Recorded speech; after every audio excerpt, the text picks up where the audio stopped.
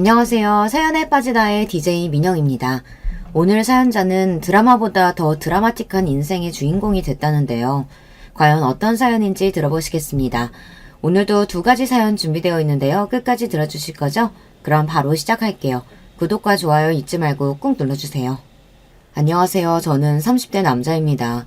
제가 세상에서 가장 사랑하는 외할머니께서 평소 사연에 빠지다의 애독자셨는데요. 제가 이렇게 사연까지 보내게 될 줄은 생각도 못했네요. 다시 생각해도 제 인생에 절대 없을 경험을 하게 되어 이렇게 글을 쓰게 되었습니다. 저는 태어나서부터 외할머니의 손에 길러졌습니다. 아버지라는 사람은 처음부터 없었고 엄마는 어릴 때 돌아가셨어요. 그 전까지도 돈만 벌러 다니시느라 집에 계시지 않았던 엄마에 대한 추억도 거의 없습니다. 저는 항상 외할머니와 함께였어요. 30이 넘은 최근까지도 외할머니와 먹고 자고 모든 걸 함께 했습니다. 그러다 보니 저에게 외할머니는 특별해요. 제 인생은 외할머니를 빼고는 말할 수 없을 정도였죠.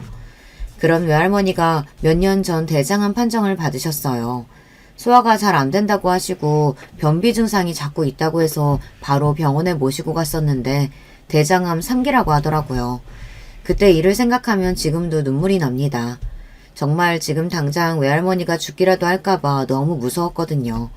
당시에 저는 대학을 졸업하고 취직한 회사에서 신입사원으로 일하고 있었어요. 사람들이 할머니 손에 자랐다고 하면 너무 오냐오냐 자라서 세상 물정을 모르는 줄 아는데 저는 아닙니다. 외할머니께서 워낙 엄하게 키우셨어요. 부모 없는 티 절대 내면 안 된다고 누구보다 바르고 성실하게 키우셨습니다. 거기다가 공부도 게을리하지 않게 하셨어요. 없는 살림에 학원까지 보내주시면서 무조건 서울에 있는 대학에 가야 한다고 귀에 못이 박히게 이야기했습니다. 네 엄마랑 삼촌은 내가 그렇게 뒷바라지를 해줘도 공부도 못해서 대학도 못 갔는데 우리 손주는 하나를 가르쳐주면 열을 하니 무조건 4년제 갈 거야. 제 앞에서는 항상 엄하게 하셨어도 동네 사람들만 보면 외할머니는 그렇게 제 자랑을 하셨어요. 머리도 좋고 인물도 좋다고 크게 될 애라고요. 저는 그런 외할머니를 실망시키지 않기 위해 열심히 살았습니다. 외할머니 말대로 공부도 열심히 하고 친구들과도 잘 지냈어요. 저는 외할머니에게 속썩이는 자식이 되고 싶지 않았거든요. 아주 어릴 땐데도 제 기억 속에서 절대 사라지지 않는 기억이 있는데요. 엄마가 돌아가신 지 얼마 되지 않았을 때라 저도 매일 울기만 했을 때입니다. 외할머니는 매일 밤 엄마를 찾으며 우는 저를 품에 꼭 안고 잠드셨어요. 그러다 어느 날 제가 새벽에 잠에서 깼는데 옆에 외할머니가 없었어요. 저는 놀라서 바로 일어나 외할머니를 찾았습니다. 그런데 외할머니가 혼자 거실에 쪼그려 앉아 계셨어요. 불도 켜지 않은 상태로 말이죠. 그러고는 혼자 작은 소리로 넋두리를 하고 계셨습니다. 여보, 어쩜 내 자식들은 이렇게 내 속도 모르고 손만 썩이는지 모르겠어요. 아들이라고 하나 있는 건 일찍 집 나가서 어떻게 사는지도 모르고 딸년이라고는 자식 하나 덜렁 남겨놓고 저렇게 먼저 가버리는 불효까지 저지르니 이제 나는 어떻게 삽니까? 하늘을 향해 울부짖는 외할머니의 목소리가 얼마나 서글픈지 아직도 제 귓가에 들리는 것 같아요. 그때 결심했어요. 앞으로 무슨 일이 있어도 나는 외할머니 힘들게 하는 짓은 절대 하지 말자고요. 그 결심을 저는 모두 다 이뤄냈습니다. 외할머니의 바람대로 서울에 4년제 대학도 들어가고 탄탄한 직장에 취직도 했어요. 그런데 외할머니는 저를 아프게 했습니다. 평생 제 옆에 있어주겠다고 하더니만 암처럼 나쁜 병에 걸려버렸으니까요. 저는 외할머니께서 대장암 판정을 받은 이후 어떻게든 외할머니를 살기 위해 애썼습니다. 병원에서 하라는 대로 시키는 대로 다 했어요. 그런데 혼자서는 안 되는 일도 있더군요. 외할머니께서 혼자 저를 키우느라 많이 고생하셨어요. 식당 일, 남의 집 일 하면서 학원비에 학비를 다 내주셨습니다. 그랬으니 보험이 있을 리가 있나요? 병원에 갈 때마다 병원비랑 검사비가 몇십만 원씩 드는데 신입사원 월급으로는 감당하기 어려웠어요. 더군다나 항암을 받을 때마다 입원을 하셔야 하는데 유일한 보호자인 제가 출근을 해야 하니 할머니 곁에 있어드릴 수가 없었어요. 신입이다 보니 정시에 퇴근도 못하고 매일 야근이고 회사에 살다시피 하니 외할머니를 돌본다는 게 마음처럼 쉽지 않았습니다. 저는 다른 것보다 몸도 아픈데 병원에 혼자 계셔야 하는 외할머니가 걱정됐습니다. 아무래도 혼자 힘으로는 안 될 것 같아 몇 년 만에 외삼촌에게 연락을 했어요. 아무래도 사고치고 집을 나간 망난이라도 자식인데 부모가 아픈 건 알아야 할 것 같아서요. 그런데 외삼촌은 할머니가 대장암이라는 이야기를 듣자마자 재수없는 소리를 하기 시작했어요. 뭐? 암? 암은 무조건 유전인데 그런 더러운 병에 걸리면 어쩌자는 거야. 돈도 없어 죽겠는데 암보험까지 들어놔야겠네. 순간 저는 제가 잘못 들은 줄 알고 제 두 귀를 의심했습니다. 어떻게 자식이라는 인간이 어머니가 아프다는데 저딴 개소리를 할 수 있을까요? 할머니 지금 대학병원에 입원해 계시는데 제가 퇴근 시간이 늦어서 매일 들여다볼 수가 없어요. 삼촌이 시간 되시면 오늘 내일만 좀 와주실 수 있어요? 마음 같아서는 쌍욕을 해주고 전화도 끊고 싶었지만 상황이 상황인지라 제 성격대로 할 수가 없었습니다. 당장 손 하나가 귀한 때이니까요. 뭐래? 네 할머니가 너라면 아주 죽고 못 살아서 하나뿐인 아들도 내팽개쳤는데 네가 다 알아서 해야지. 이제 와서 나한테 연락을 하면 어떡해? 외할머니께서 평소 외삼촌에게 하시던 말이 있어요. 저건 사람 새끼도 아니라고요. 그 말이 딱 맞았습니다. 삼촌은 사람 새끼가 아니었어요. 다 커서까지 하는 일도 없이 할머니 등골만 빼먹더니 양아치들하고 어울려서 감옥에 갈 뻔한 걸 외할머니가 손 써서 빼줬더니만 그대로 집을 나가서 한 번을 오지를 않았어요. 제가 괜한 기대를 했어요. 아무리 못난 인간이라도 자기 어머니가 아프다고 하면 조금이나마 정신을 차릴 줄 알았는데 역시나 사람을 고쳐 쓰는 게 아니더군요. 결국은 제가 회사를 그만뒀습니다. 처음 항암 치료를 받으실 때까지는 보호자가 없어도 불편한 일이 없었는데 외할머니께서 대장암 수술하실 때는 보호자가 없으니 불편한 일이 많더라고요. 연세가 많으시다 보니 갑자기 혈압이 오르기도 하고 열이 나기도 하는데요. 간병인만으로는 수습이 안 돼서 일하다가도 병원에 들르고는 했습니다. 거기다가 퇴원을 하고 나서도 일주일에 병원을 두세 번씩 모시고 가야 하다 보니 출근을 하면서는 감당이 안 됐어요. 할머니 혼자 버스 타고 가면 되는데 뭘 자꾸 휴가를 내? 너 그러다가 회사 윗사람들한테 미움받으면 어쩌려고? 나야 평소에 일도 잘하고 윗분들한테 예쁨 많이 받아서 이 정도 휴가 내는 거 가지고는 안 혼나. 할머니는 내 걱정하지 말고 빨리 낫기나 해요. 할머니야 항상 병원에 혼자 가겠다고 하셨지만 제 마음이 놓이질 않았어요. 최근에 병원 다녀보신 분들은 아시겠지만 요즘 병원은 다 키오스크로 되어 있어서 연세 드신 분들은 접수하기도 힘들어요. 할머니 혼자 가시면 여기저기 헤매고 다니며 고생하실 게 뻔한데 제가 모른 척 출근할 수가 없었어요. 그러다가 결국은 회사를 그만둔 거예요.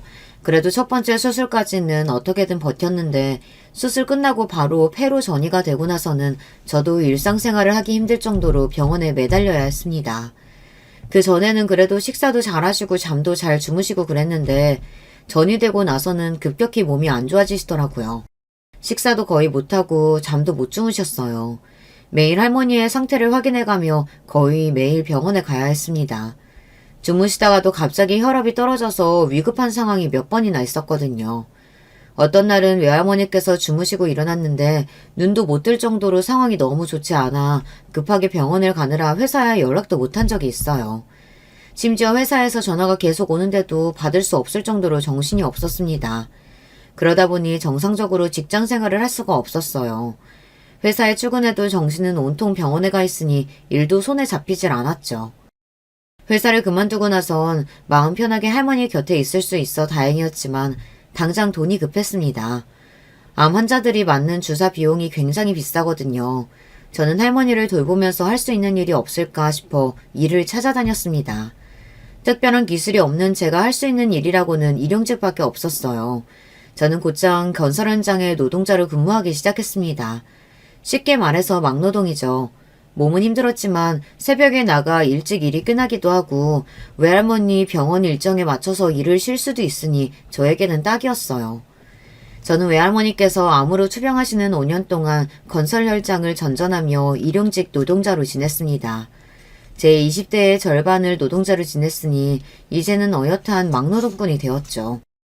처음엔 멀끔한 양복이 아닌 허름한 운동복을 입고 출근한다는 게 창피하고 적응이 안 되기도 했지만 5년 가까이 하다 보니 이제는 셔츠나 정장이 훨씬 더 불편하더군요.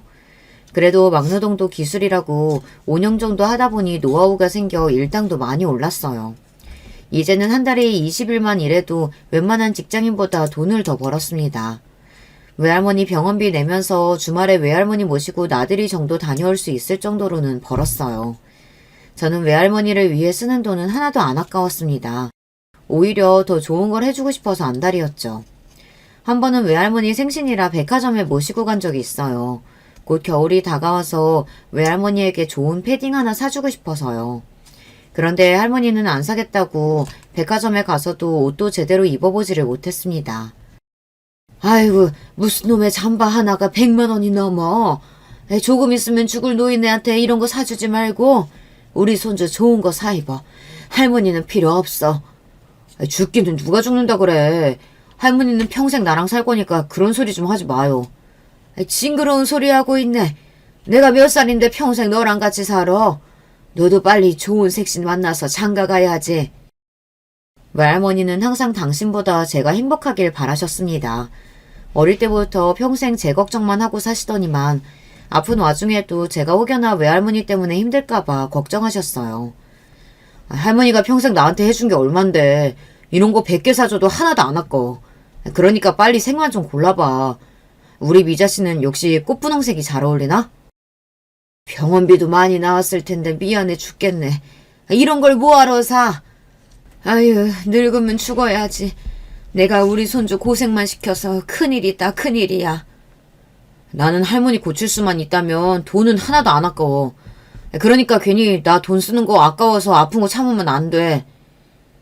평생 같이 살아서 그런지 외할머니는 저에게는 없어서는 안 될 존재였어요.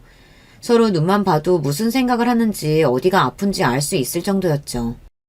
그런데 그런 우리 사이를 항상 방해하는 방해꾼이 하나 있었습니다. 바로 외삼촌이에요. 잊을만 하면 나타나서 사람 속을 뒤집는데 도 같은 인간입니다. 어느 날이었어요.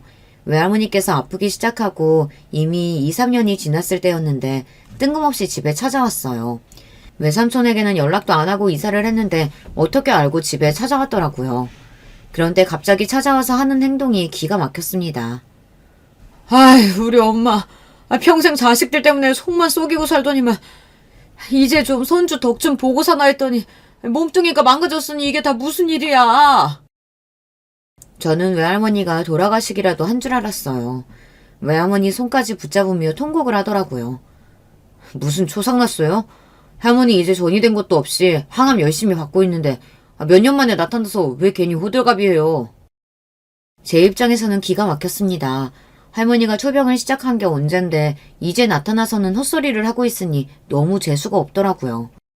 너는 오랜만에 삼촌 만나서 반갑지도 않냐? 암튼 새끼가 자기 엄마 닮아서 쌀쌀 맞아요.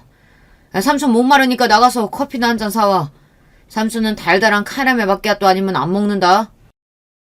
그래, 삼촌 오랜만에 왔으니까 커피랑 과일도 좀 사와라. 외삼촌이라고 부르고 싶지도 않았지만 외할머니 얼굴을 보고 꾹 참았습니다. 저런 것도 아들이라고 오랜만에 만나서 좋아하는 외할머니 얼굴을 보니 화가 나다가도 내가 참아야겠다 싶더라고요.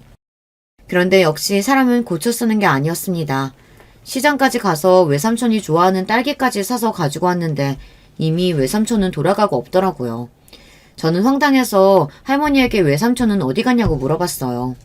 그러자 외할머니의 반응이 어딘가 이상했어요. 혼자 우물쭈물 하시더라고요. 급한 일 생겼다고 가봐야 한다네. 금방 또 다시 놀러 온대. 제가 외할머니랑 같이 산 세월이 30년이 넘어요.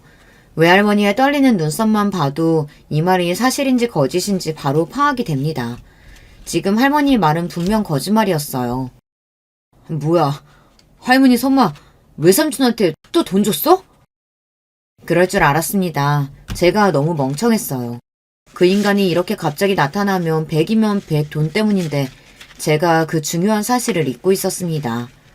그래도 자기가 외할머니 자식이 맞으면 한 번 정도는 걱정돼서 찾아올 수도 있겠다 싶었던 건데 삼촌은 제 상식으로는 이해가 안 되는 사람이었어요.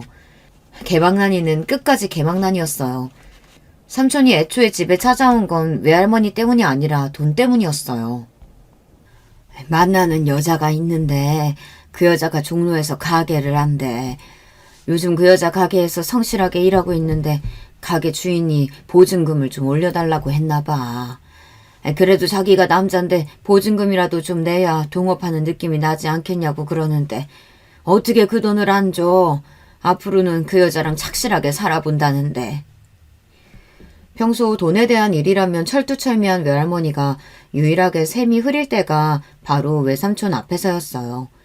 사기꾼 같은 외삼촌이 앞에서 조금만 입을 털면 그 지갑에서 항상 돈이 나옵니다. 지금까지 살면서 외삼촌 때문에 외할머니가 날린 돈만 수천만 원이에요. 그런 모습을 볼 때마다 저는 답답해서 외할머니에게 삼촌에게 돈을 주지 말라고 신신당부했습니다. 그렇게 말을 했는데도 외할머니는 제 말을 안 들어요. 같은 수법에 매일 똑같이 당했습니다. 그날만큼은 저도 좋게 넘어갈 수 없었습니다. 지금 우리 집 사정이 그렇게 아무한테나 돈을 펑펑 줄 수 있는 형편이 아니에요.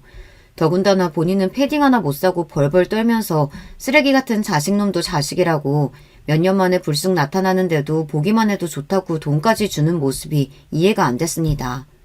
평생 자식들 뒷바라지만 하다가 병에 걸린 자신이 안쓰럽지도 않은가 봐요. 할머니 바보야? 그 인간이 하는 말을 믿어? 왜 또 어디 가서 그 돈으로 사기치면 어쩌라고 그 돈을 줘? 그리고 우리가 돈이 어딨다고. 내가 나가서 힘들게 일해서 번 돈인데 왜 할머니 마음대로 저 인간을 주고 그러냐고. 나 속 터져서 죽는 걸 보고 싶어? 저도 그렇게까지 말하면 안 되는 거였는데 너무 화가 나서 그만 터져버리고 말았습니다. 평소 같으면 제 말에 할머니도 소리를 지르고 반박을 하셔야 하는데 그날만큼은 할머니가 조용하시더군요. 그러더니만 입을 꾹 다물고 눈물을 뚝뚝 흘리셨어요. 이 할미가 이제 노만까지 났나 보다. 네 말이 다 맞아. 내가 저 새끼한테 돈을 안 준다고 그렇게 다짐을 했는데 또 내가 정신이 나가서 우리 손주가 고생해서 번 돈 저런 새끼한테 줬다. 할머니가 작은 어깨까지 웅크리며 우는 모습을 보니 저도 덩달아 눈물샘이 터지고 말았습니다. 저는 제가 도대체 무슨 짓을 한 건가 싶었어요. 저는 곧바로 할머니에게 다가가서 할머니를 껴안았습니다. 그러고는 제가 잘못했다고 빌었어요. 그날 저와 할머니는 둘이 부둥켜 안고 얼마나 울었는지 몰라요. 그날 이후 외할머니는 다시는 제 앞에서 삼촌 이야기를 꺼내지도 않았습니다. 그리고 오로지 저와 둘만 생각하며 외할머니의 병이 완치되기만을 바랬습니다. 그러던 중 어느새 외할머니 몸도 많이 쇠약해지셨어요. 그래도 저와 할머니는 씩씩하게 병원 생활을 견뎠습니다. 몸은 힘들어도 매일 병원에 오가며 할머니와 보내는 시간만이 저의 유일한 낙이었습니다. 사실 할머니와 함께 있기 위해 선택한 일이었지만 사실 건설 현장 막노동이라는 게 생각보다 너무 힘들어요. 더울 때는 온몸에서 땀이 비처럼 흐르고 추운 겨울이면 손과 발이 딱딱하게 얼어붙어서 무거운 벽돌을 들어 나르다가 넘어져도 감각이 없을 정도로 춥기도 하죠. 그래도 가끔 비가 오면 예상치 못하게 쉬는 날이라 그런 때는 좋았어요. 물론 일당을 받을 수 없으니 내일은 꼭 비가 그치기를 바라기는 했지만 그래도 그날만큼은 하루 종일 외할머니와 함께 있을 수 있으니 좋았습니다. 그날도 새벽부터 비가 쏟아져 일을 나가지 못했어요. 전날부터 할머니 숨소리가 좋지 않아 걱정되던 차였는데 다행이다 싶었습니다. 그날 새벽 저는 외할머니가 걱정돼서 제대로 한숨도 자지 못했어요. 좁은 보호자 침대에서 낑낑거리며 움직이는 제가 안쓰러웠는지 외할머니도 제대로 주무시지를 못하는 것 같았습니다. 저나 외할머니나 거의 못 자다시피 한 상태로 간신히 아침 식사를 했어요. 아무래도 컨디션이 좋지 않은 할머니가 걱정돼서 저는 휠체어에 할머니를 태워 병원 안에 산책로를 걸었습니다. 그래도 병실 안에 있을 때보다는 밖이 더 나으신지 산책을 나오자 여기저기 두리번하기도 하고 얕게 미소를 지어 보이기도 하셨어요. 그때였어요. 외할머니께서 저에게 손짓을 하시더니 옆에 벤치에 앉으라고 하시더라고요. 하실 이야기가 있으신 것 같았어요. 저는 휠체어에 앉은 외할머니를 마주보고 앉았습니다. 그러자 할머니가 손을 천천히 들어 제 얼굴을 어루만졌어요. 평소에는 눈도 맞추기를 힘들어 하셨는데 그날은 이상하게 제 눈동자를 똑바로 맞추시더라고요. 그러더니 천천히 입술을 뗐어요. 우리 손주, 이 할미 때문에 고생이 많지.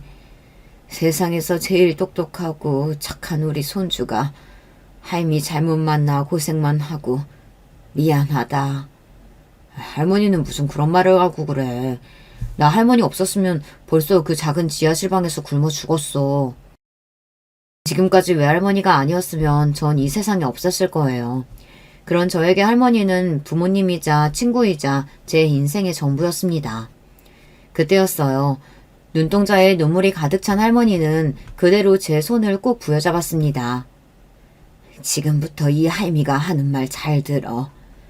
네 아버지 죽었다는 말 거짓말이었어. 나도 몇 년 전에야 네 엄마 일기장 보고 나서야 알았는데 실은 대신기업 회장이 바로 너희 친아버지란다. 저는 순간 이게 무슨 말인가 싶어 눈앞이 흐릿해졌습니다. 심지어 귓가에 띠 하는 기계음까지 들렸어요. 그리고는 이내 고개를 흔들고 정신을 차려야겠다 싶었습니다. 에이 할머니, 의사선생님 말씀이 할머니가 몸이 아프기는 해도 치매는 절대 아니라고 했어.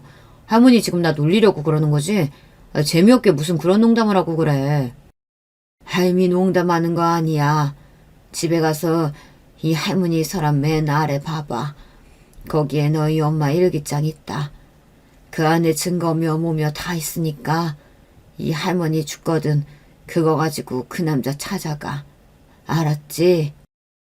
제 손을 잡은 손에 잔뜩 힘이 들어간 채 할머니의 표정이 너무 진지해서 저도 모르게 겁이 덜컥 났습니다. 그럴 리 없다는 걸 아는데도 할머니의 말이 설득력이 있어 보였어요. 할머니 무섭게 왜 그래? 정말 엄마 일기장이 있기는 있어?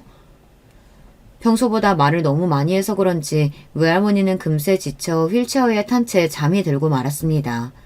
저는 무거운 마음을 아는 채 휠체어를 끌고 그대로 병실로 돌아갔어요. 미룰 수 있다면 최대한 멀리 미루고 싶고 절대 오지 않았으면 했던 그날이 오고야 말았습니다. 외할머니께서 그날 밤 결국은 돌아가시고 말았어요. 외할머니는 혹시 알고 계셨을까요? 그날 밤 긴긴 투병 생활을 끝내게 될 줄 말이죠. 그래서 힘든 몸을 간신히 이끌고 저에게 어렵게 힘든 이야기를 하신 걸까 싶었습니다. 외할머니가 돌아가시고 저는 한동안 일도 나가지 않고 집 밖으로 나가지도 않았습니다. 평생 함께 산 사람이 한순간에 사라져버렸는데 저에게는 너무도 견디기 힘든 일이었거든요. 그러던 중 생각지도 못한 일이 생겼습니다. 지난 10년간 연락 한 번 없었던 외삼촌이 갑자기 찾아오셨어요. 혹시나 하는 마음에 외할머니께서 돌아가셨다는 메시지를 외삼촌 연락처로 보내기는 했습니다. 그런데도 장례 때 코빼기도 안 보이길래 연락처가 바뀌었나 보다 했는데 뜬금없이 찾아온 걸 보니 제 메시지를 받기는 했나 보더라고요. 그런데 외삼촌이라는 인간은 아무래도 인간이기를 포기한 사람 같았어요. 자기 어머니가 돌아가신 상황에서 10년 만에 집에 오자마자 한다는 말이 어이가 없었습니다. 너는 왜 아직도 안 나가고 여기 있어? 이 집 부동산에 내놨으니까 그런 줄 알고 이번 주 내로 나가. 순간 저는 너무 기가 막히고 어이가 없어서 웃음이 다 나왔습니다. 지금까지 평생 남보다 못한 사이로 살 때는 언제고 외할머니가 돌아가셨다는 말에 이제와 이 오래된 집이 욕심이 났나 봐요. 저는 순간 너무 화가 나서 참을 수가 없었습니다. 학창시절에 외삼촌이 아무리 개망나니처럼 굴었어도 제가 참았던 건 절대 예뻐서 그런 게 아니에요. 외할머니 곁에는 제가 있으니 외삼촌 따위야 필요 없어서 그냥 둔 거랍니다. 그런데 더는 아니에요. 이제 할머니도 안 계시니 저런 인간은 상종하고 싶지도 않았습니다. 이 집이랑 당신이 무슨 상관이 있다고 걸리니 어쩌니 하면서 떠들어. 이 집은 나랑 할머니랑 평생 벌어서 산 우리 집이야. 당신한테 10원 한 푼도 내어줄 생각 없으니까 당장 이 집에서 꺼져. 외할머니를 생각하면 절로 눈물이 나는 게 외할머니 인생이 너무 슬퍼요. 외할머니는 살아생전 자식들 덕이라고는 본 적이 없는 분이에요. 가진 걸 다 뺏기면 뺏기면서 살았죠. 외할아버지께서 일찍이 돌아가시면서 남기신 거라고는 다 낡아빠진 집 한 채였어요. 그 집이야 혼자 자식 둘 키우느라 진작 다 날리고 집도 없이 사셨답니다. 그 이후에는 외할머니께서 평생 남의 집 일을 해서 번 돈으로 세 식구가 살았대요. 나중에는 있는 돈이란 돈은 성인이 된 외삼촌이랑 엄마에게 다 줘서 내보내고 외할머니 혼자 사시면서도 악착같이 돈을 모아 전셋집을 구해 제가 생길 때까지 혼자 사셨습니다. 엄마 돌아가시고 저와 외할머니 둘만 남겨지고 나서는 저도 아르바이트를 하며 외할머니에게 보탬이 되기 위해 노력했어요. 대학 졸업하고 취직해서 몇 년 동안 모은 돈은 일절 안 쓰고 모두 모아 다 할머니에게 몽땅 다 가져다 드렸습니다. 외할머니에게 갖다 드리는 돈이 아까웠던 적은 평생에 단 한 번도 없었어요. 그만큼 외할머니도 저를 위해 사셨으니까요. 지금의 이 집이 그렇게 둘이 열심히 일해서 모아서 산 우리 집이었습니다. 방 2개에 화장실 하나짜리 작은 집이었지만 저와 할머니에게는 그 어떤 집보다 대단하고 아늑한 공간이었어요. 그런데 외삼촌이라는 인간이 우리에게 그런 집을 빼앗아 가려고 하니 끓어오르는 분노를 참을 수가 없었습니다. 외할머니가 대장암으로 투병한 게 벌써 5년이 넘었습니다. 그동안 한번 찾아오거나 연락 한번 한 적도 없으면서 이제와 저딴 소리를 하니 인간 같지도 않더군요. 그래봤자 너는 손자야. 우리 엄마 아들은 나가라고. 우리 엄마가 죽었으면 그 재산은 당연히 내 거지. 이 집은 내 거야. 이번 주 내로 무조건 나가. 알았어? 외삼촌이라는 인간은 막무가내로 소리를 질러대더니만 문을 박차고 나가버렸습니다. 그 순간 저는 잊고 있던 분노가 단번에 끌어올랐어요. 외할머니를 간호하는 동안 외할머니의 건강만을 생각하느라 나쁜 생각은 하나도 하지 않았었는데 외삼촌을 만난 순간 잊고 있었던 지난날의 악몽과 절망감이 한꺼번에 몰려왔습니다. 그제서야 저는 정신이 번쩍 들었어요. 저는 바로 부동산에 전화부터 했습니다. 외삼촌이 멋대로 부동산에 집을 내놨다는 게 생각이 나서요. 부동산에 전화해서 저는 집을 내놓을 생각이 없다고 말했습니다. 그런데 부동산 아저씨가 하는 말이 기가 막혔어요. 조금 전에 그 집 할머니 아들이 왔다 갔는데 어머니 돌아가셨다고 집 무조건 내놓다고 하던데. 자기가 집주인이라고요. 제가 할머니 모시고 살던 손자예요. 이 집은 제가 증여받기로 했으니까 팔 생각 없어요. 그러니까 다음번에 삼촌이 가서 집 내놓겠다고 이상한 소리 해도 절대 들은 척 하지도 마세요. 제가 제 입으로 이런 소리까지 해야 한다는 게 화가 났지만 이제는 제가 더 강해져야 했습니다. 저의 영원한 보호자였던 외할머니가 이제 제 곁에 없으니까요. 제가 스스로 저를 지켜야 했습니다. 저는 더 이상 바보처럼 집구석에 처박혀 있으면 안 되겠다 싶었습니다. 저는 그 길로 바로 집 정리부터 했어요. 할머니 짐을 다 꺼내서 버렸습니다. 하나하나 저와 할머니의 추억이 깃들지 않은 물건이 없어서 저는 짐 정리를 하는 내내 눈물을 펑펑 쏟으며 정리를 했어요. 그러던 중 생각지도 못했던 일이 있었습니다. 할머니가 말했던 대로 서랍장 맨 아래 처음 보는 수첩이 하나 있었어요. 한눈에 봐도 오래되어 보이는 수첩이었습니다. 그 수첩을 본 순간 저는 심장이 빠르게 뛰기 시작했어요. 이게 바로 외할머니께서 말씀하신 엄마의 일기장이라는 걸 보자마자 알 수 있었거든요. 저는 그 자리에 앉아 단숨에 엄마의 일기장을 모두 다 읽었습니다. 엄마의 일기장 안에는 충격적인 내용이 담겨 있었어요. 그 안에는 엄마가 아버지라는 사람을 만나 어떻게 연애를 했는지, 어떻게 저를 가지게 됐는지 적혀 있었어요. 그리고 가장 쇼킹했던 건 제 아버지의 정체였습니다. 할머니가 말한 대로 현재 대신기업 회장이 맞았어요. 저를 낳기 전 엄마와 아버지가 처음 만났을 때 아버지라는 사람은 흔히 말하는 재벌 2세였더라고요. 부모만 믿고 하는 거 없이 놀다 부산 해운대에서 두 분이 처음 만나게 됐답니다. 친구들과 해수욕장에서 놀고 있는 엄마를 보고 첫눈에 반한 아버지가 말을 건 덕분에 인연이 됐대요. 그날 아버지는 엄마에게 비싼 외제차도 태워주고 부산에서 제일 고급 식당에도 데려갔답니다. 그때까지도 엄마는 아버지가 재벌일 거라고는 상상도 못했대요. 엄마의 표현을 말하자면 아버지가 그냥 허세 부리기 좋아하는 동네 양아치인 줄 알았답니다. 그렇게 부산에서 헤어진 뒤에도 엄마를 잊지 못한 아버지는 엄마가 일하는 직장까지 찾아와서 구애를 했대요. 10번 찍어 안 넘어가는 나무 없다고. 결국은 아버지에게 넘어간 엄마는 아버지와 몇 개월 연애를 했는데요. 아버지께서 이미 집안에서 정한 여자와 약혼했다는 사실을 뒤늦게 알게 돼 심하게 다투고 헤어졌답니다. 그 이후에도 아버지는 계속해서 어머니를 찾아왔지만 어머니는 받아주지 않았대요. 내가 약혼을 하든 결혼을 하든 그건 내 마음이랑 다 별개야. 내가 제일 사랑하는 사람은 오직 당신뿐이라고. 그딴 입에 발린 소리 이제 나한텐 안 먹혀요. 결국은 결혼은 부잣집 여자랑 하고 연애는 나랑 하겠다는 개소리잖아요. 80년대 드라마에나 나올 법한 막장 이별을 한 어머니는 그때의 충격으로 직장까지 그만두고 그대로 외할머니 집으로 내려왔답니다. 그런데 하필이면 그 타이밍에 말도 안 되는 일이 벌어진 거예요. 엄마가 임신한 사실을 뒤늦게 알게 된 겁니다. 엄마는 아버지도 없는 아이를 낳는다는 게 무서워서 다른 생각도 했었지만 외할머니의 만류에 결국은 저를 낳기로 하셨더라고요. 아이고, 어째 닮을 게 없어서 젊어서 과부된 엄마 팔자를 닮았냐. 그래도 하나보단 둘이 낫지. 아버지는 없어도 엄마랑 할머니 있으니 우리 손주는 씩씩하게 클 거야. 외할머니의 씩씩함은 그때도 똑같았더라고요. 그 시대에 딸 가진 엄마라면 딸이 남편도 없이 혼자 애 키우겠다고 하면 미쳤다고 반대할 게 뻔한 일인데 우리 외할머니는 본인이 다 알아서 키워줄 테니 겁먹을 거 하나 없다고 하셨대요. 그 다음 장부터는 일기는 없고 제 어릴 적 사진이 붙어 있었어요. 익숙한 제 사진이 붙어있는 일기장을 계속 넘기다 보니 무언가 바닥으로 떨어졌습니다. 그건 바로 엄마가 어떤 남자와 함께 찍은 사진이었어요. 그리고 사진 뒷장엔 엄마의 메모가 적혀 있었습니다. 우리 진호 아빠. 엄마는 항상 제 앞에서 아버지가 일찍 죽어 사진이 한 장도 없다고 우겼어요. 그래놓고 이런 걸 숨겨두고 있었더라고요. 그래도 제가 평생 아버지가 누군지도 모르고 살게 하고 싶지는 않으셨나 봐요. 정확하게 제 아버지가 누구인지 사진에 적어두셨으니까요. 저는 사진에서 눈을 뗄 수가 없었습니다. 너무 신기해서요. 사실 저는 엄마나 외할머니를 닮지 않았어요. 저는 키도 크고 피부도 까무잡잡한데 엄마나 외할머니는 체격도 작고 피부도 하얀 편이었거든요. 항상 나는 누구를 닮아서 이렇게 덩치가 크고 피부가 외국인처럼 까만가 했더니 아버지를 닮은 거였어요. 사진 속 아버지의 젊은 시절 얼굴은 지금의 제 얼굴과 똑같았습니다.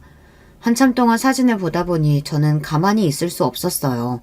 외삼촌 앞에서는 애써 당당하게 굴었지만 사실 저는 외삼촌이 다녀간 이후에 어떻게 하면 이 집을 지킬 수 있을까 고민하고 있었어요. 사실 외삼촌이 소송이라도 하게 된다면 제가 불리해질 수도 있으니까요. 그런데 그 순간 번뜩이며 떠오른 것이 있었습니다. 외할머니 유언대로 저희 아버지를 찾아가 보기로 했습니다. 사실 제 친아버지라고 해도 이미 가족이 있는 상태일 테니 저를 모르는 척 문전박대 하실 수도 있습니다. 하지만 저에게는 뭐든지 믿져야 본전이었어요. 지금 제 상황에서 비빌 언덕은 오직 아버지뿐이었거든요. 저는 바로 다음날 엄마의 일기장을 들고 사진 속 아버지의 회사로 무작정 찾아갔습니다. 저도 무모하다는 거야 알지만 그럴 수밖에 없었어요. 제 손에는 아버지 사진 한 장 덜렁 있을 뿐 어디에 사는지도 연락처도 전혀 모르니까요. 처음 아버지의 회사로 찾아갔을 때 겁이 나기도 했습니다. 이 큰 회사의 대표인 사람이 정말 저를 낳아준 아버지가 맞나 믿기지 않아서요. 예상한 대로 연락처도 없이 무작정 회사를 찾아간다고 해서 회사 대표를 만날 수는 없었습니다. 저는 1층 데스크에서부터 막혀서 들어갈 수가 없었습니다. 당연한 일이었죠. 이유도 없이 회사 대표를 만나러 왔다는데 어떤 직원들이 저를 들여보내주겠어요. 저는 터덜터덜 건물을 빠져나와 건물 앞에 가만히 주저앉아 있었습니다. 출근하기 위해 건물 안으로 바쁘게 들어가는 사람들을 보는데 마음 한켠이 욱신거렸습니다. 다들 바쁘게 사는데 나는 지금 여기서 뭘 하는 건가 싶어서요. 한창 바쁘게 일해야 할 나이인데 저는 아무런 의욕도 생기지 않았습니다.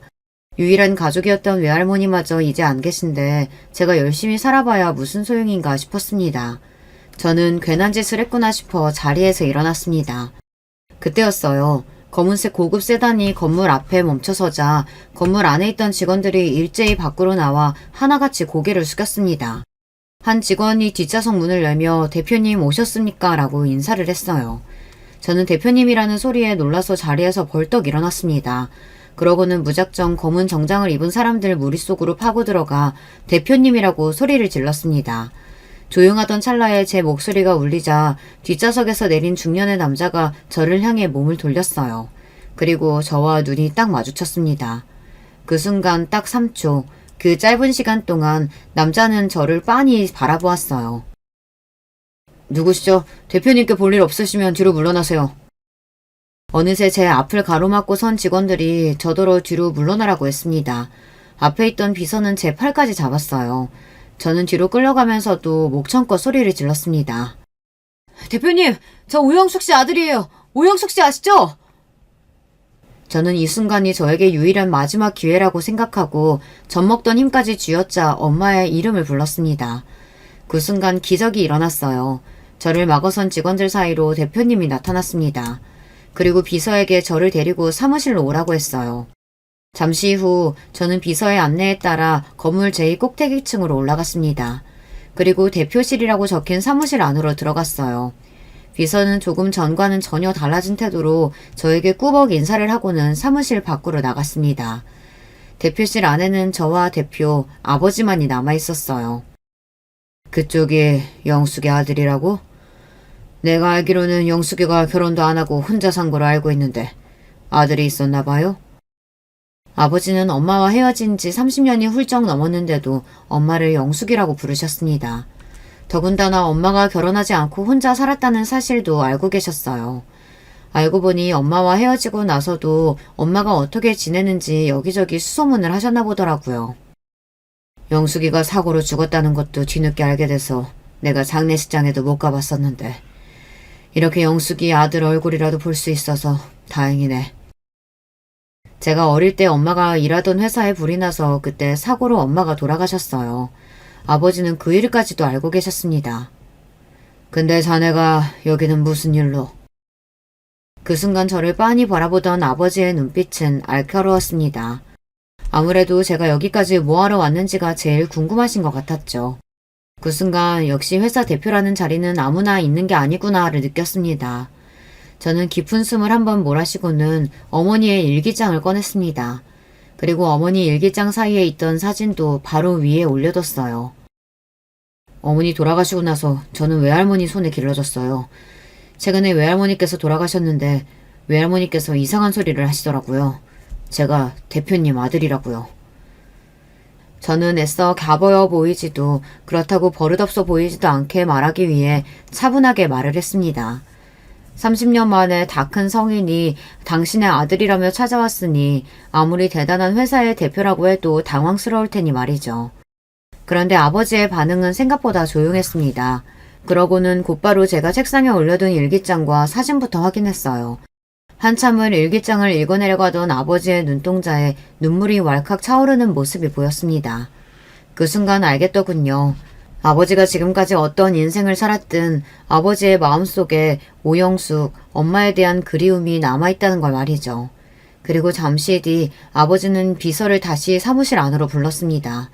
그리고는 비서에게 무언가 속삭이며 지시를 내렸어요. 자네가 날 찾아올 만한 이유는 확실하네. 우선 절차라는 게 있으니 바로 김 비서 따라 병원부터 다녀오지. 그러고 나서 다시 이야기하자고.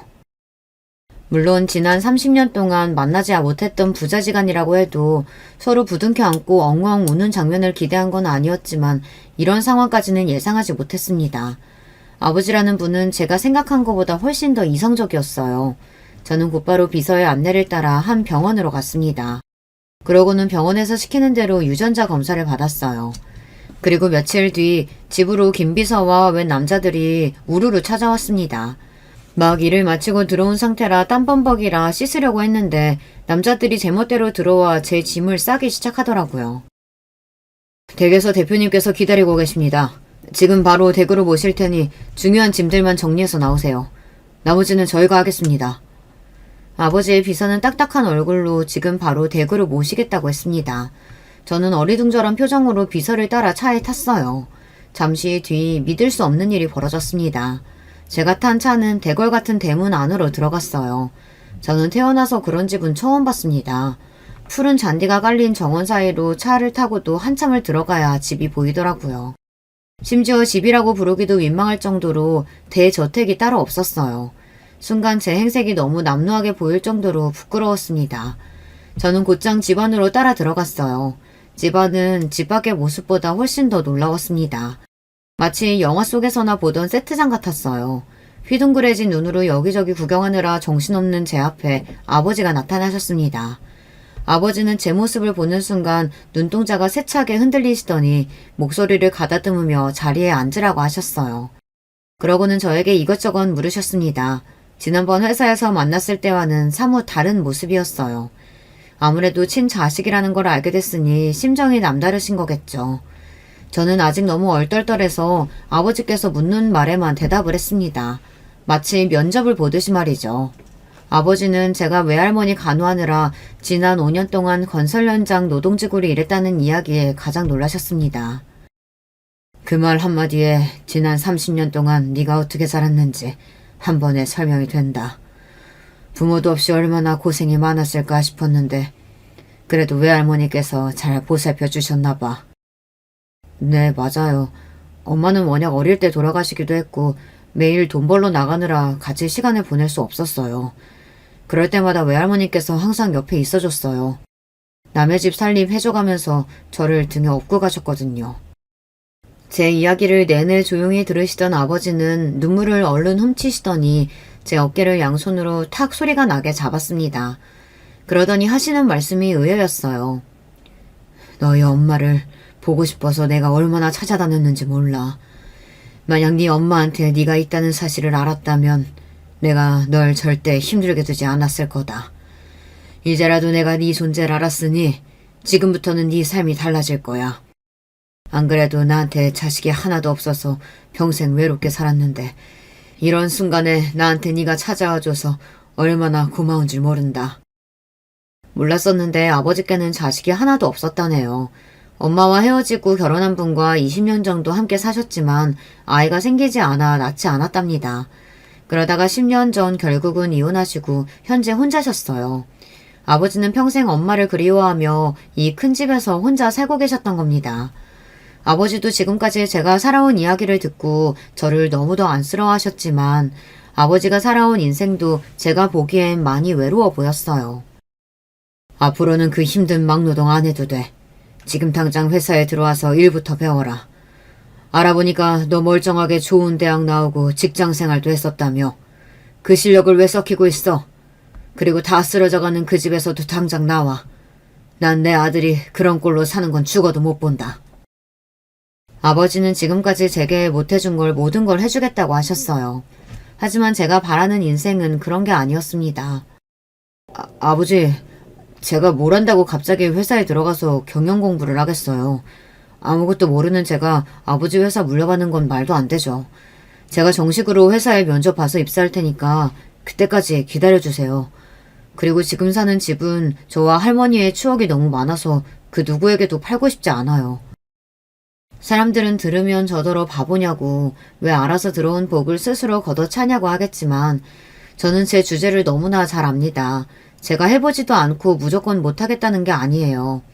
아버지라는 말조차 어색한 지금 아버지가 지금까지 이뤄내신 것들을 제가 망칠 수는 없었어요. 하루아침에 나타난 대표 아들이라고 해도 저는 지난 5년 동안 건설 현장에서 막노동하던 사람이에요. 갑자기 경영 수업을 받는다고 아버지처럼 될 수는 없습니다. 정식으로 제 경력을 가지고 입사해서 아버지에게 보탬이 되는 아들이 되기 위해 노력할 겁니다. 그래서 정당하게 아버지에게 보여드릴 거예요. 아버지가 저의 존재조차 모르고 있었던 사이 외할머니가 저를 얼마나 잘 키우셨는지 말이죠. 그리고 집은 아버지 말씀대로 아버지 집으로 들어오기로 했습니다. 오랫동안 혼자 사신 아버지에게 진짜 가족이 되어드리고 싶으니까요. 하지만 저의 지난 30년을 몽땅 다 쏟아부은 집을 팔 수는 없었습니다. 외삼촌에게도 무슨 일이 있어도 뺏기지 않을 거예요. 아버지는 다행히도 저의 생각을 모두 다 지지해 주셨습니다. 회사도 정정당당하게 면접 봐서 들어오라고 하셨고 집도 원하는 대로 하라고 하셨어요.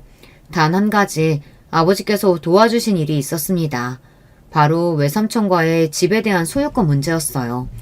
제 상황을 전혀 모르는 외삼촌은 정말로 저에게 집을 가지고 소송을 했어요. 본인이 외할머니의 유일한 아들이니 집은 자기 거라고요. 그런데 그 소송에서도 제가 당당하게 이겼습니다.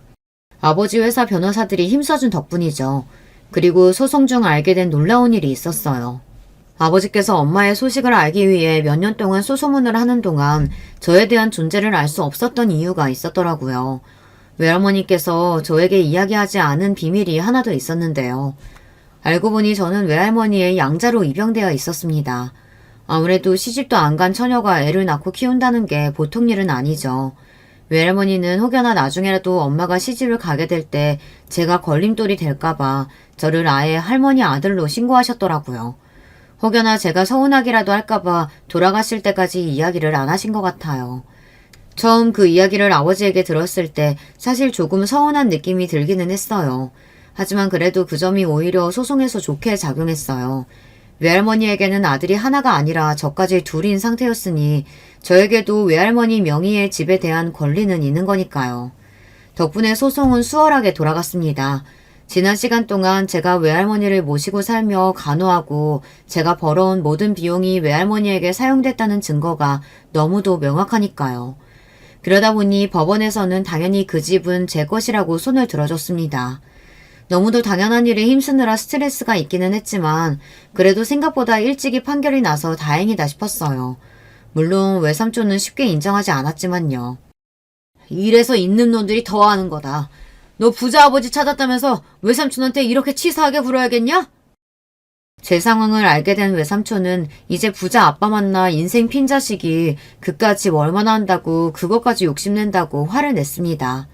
적반하장도 유분수였죠. 그 집은 누가 뭐라고 해도 나랑 할머니 집이에요. 절대 누구한테도 안 뺏겨요. 만약 외삼촌이 지금까지 본인이 잘못했다고 제 앞에서 조금이라도 도와달라고 사정했으면 그렇게까지 안 했을 수도 있어요.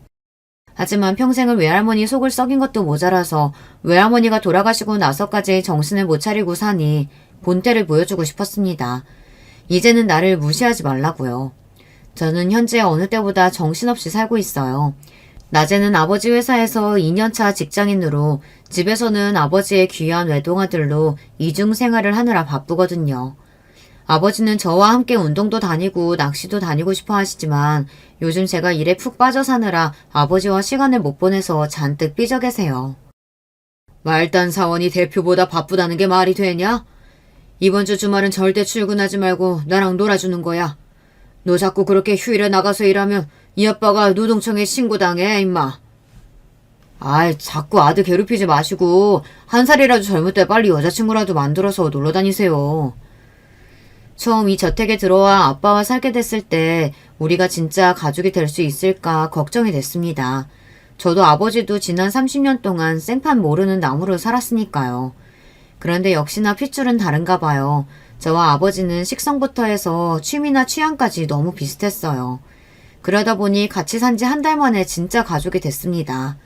지금은 아버지가 저에게 너무 붙어 다니셔서 귀찮을 지경이에요. 여자친구는 네가 만들어야지 임마.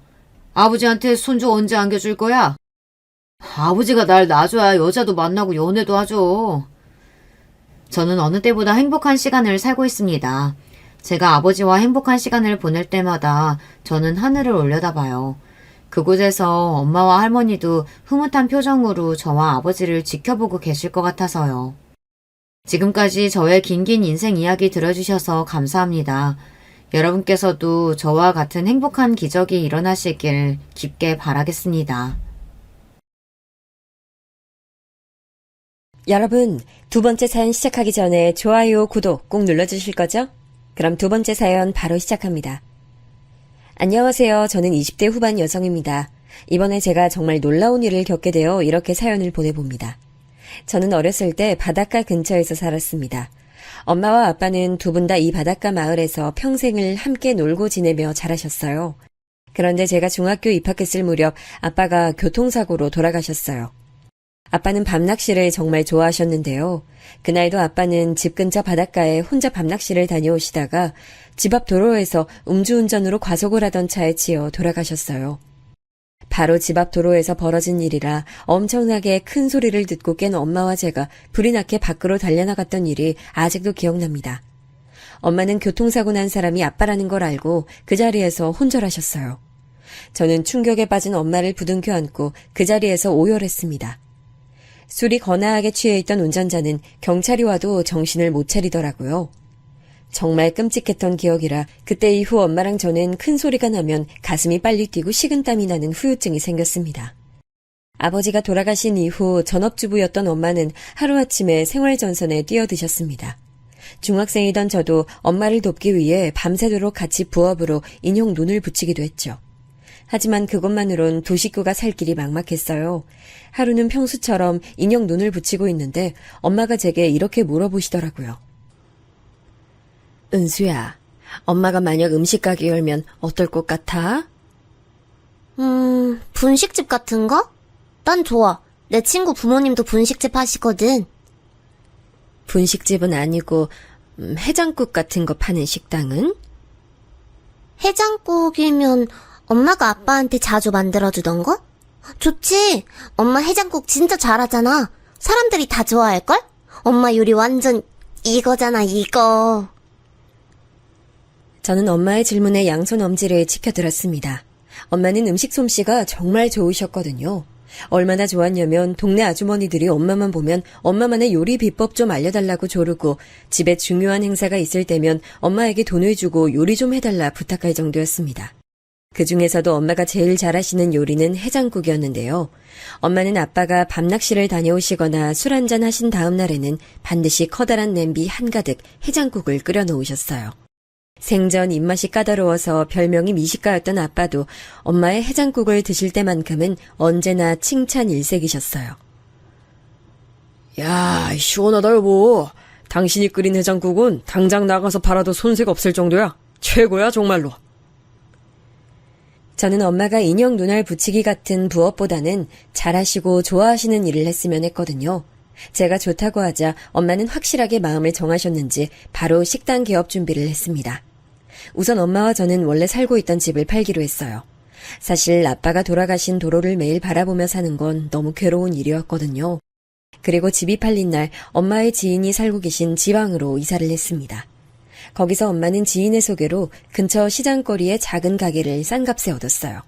그렇게 엄마는 모아둔 돈과 아빠가 돌아가시고 나온 조금의 보험금을 합쳐 국밥집을 개업했습니다.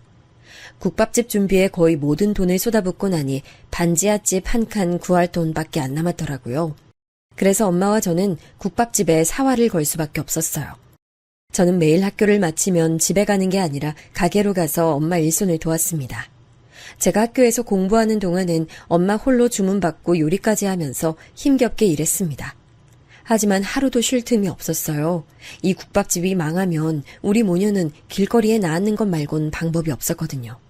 다행히 엄마의 음식 솜씨 덕분에 국밥집은 입소문을 타고 점차 잘 되기 시작했습니다. 좁은 가게터에 사람들이 차례를 기다리며 줄 서는 일까지 있었어요. 동네 사람들은 물론 다른 지역에서 온 사람들까지 엄마가 하시던 국밥집에 드나들었죠. 정말 많은 손님이 엄마의 국밥을 맛보시고 단골이 됐어요. 하지만 좋은 손님만 있던 건 아니었어요. 가게에 자주 방문해 주시는 손님 중엔 질 나쁜 사람도 많았죠. 엄마가 처음에 시장 근처에 국밥집 열었을 때 주변 상인들부터 근처 동네 사람들까지 엄마에게 여러모로 관심이 많았습니다. 엄마는 나이에 비해 동안이셨는데요. 그래서인지 주변 사람들이 보기엔 미혼 여자가 혼자 음식점 하는 것처럼 보였나 봐요. 그런데 국밥집 일을 돕던 제가 옆에서 엄마라고 부르니 대충 그 모습을 보고 유부녀라 생각이 바뀌었나 봐요. 그때부터 주변에서 질문 세례가 쏟아지기 시작했어요. 아유, 결혼했구나. 난 너무 젊어 보여서 처녀인 줄 알았지 뭐야. 그럼 남편은 뭐하고 살아? 같이 식당 일하는 건 아닌 것 같은데, 응?